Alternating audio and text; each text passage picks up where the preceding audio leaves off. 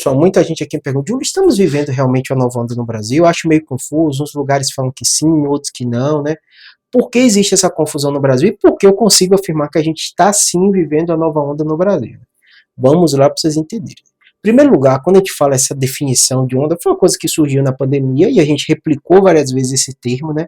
Que basicamente que a gente tem, quando a gente vive, né? O caos como a gente viveu na pandemia, ou com vírus como Covid, ou outros como gripe também, períodos que a gente tem surto. Que seriam isso? Seriam um grande número de pessoas estando infectado no curto espaço de tempo. Isso, naturalmente, acontece muito com as doenças sazonais. São doenças sazonais que, de tempo em tempo, elas se manifestam. E a Covid, ela já entra na classificação de doenças sazonais hoje em dia, porque ela vai acontecer de tempo em tempo, não vai sumir Covid.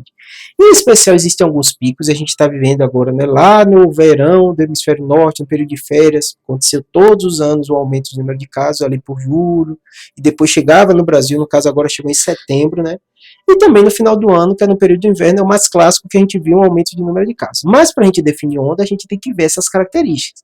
Aumento de número de casos novos, aumento de internação, né, muitas vezes aumento de morte. Nem sempre vai acontecer as três coisas, mas para a gente afirmar isso, a gente tem que ter dados.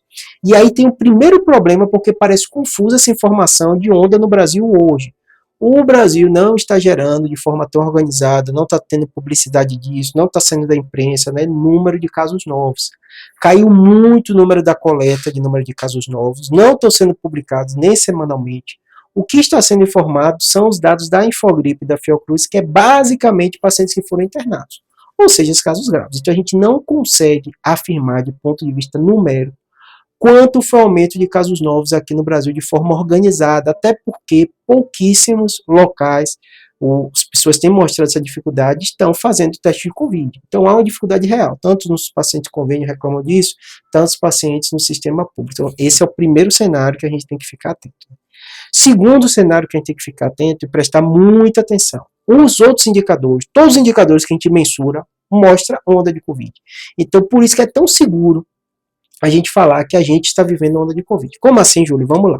Fiocruz e Infogripe, que eu falei, que é muito bem feito, mas vai relatar basicamente pessoas que tiveram Covid e foram internadas. Então, os casos graves. O que é que ela mostrou de forma consistente desde setembro? Aumento de número de casos. Uma característica de uma onda que a gente está vivendo, né?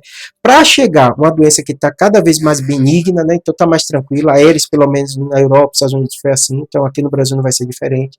Chegar a ponto de ter um aumento tão significativo no número de internação, por quê? Porque está tendo muito mais caso novo e a gente não está mensurando esse número de casos. Segundo fator, os indicadores das farmácias, que é um local que as pessoas estão procurando muito para fazer teste de Covid. Aumento consistente de número de casos nas últimas semanas, mais uma característica que a gente está vivendo ontem.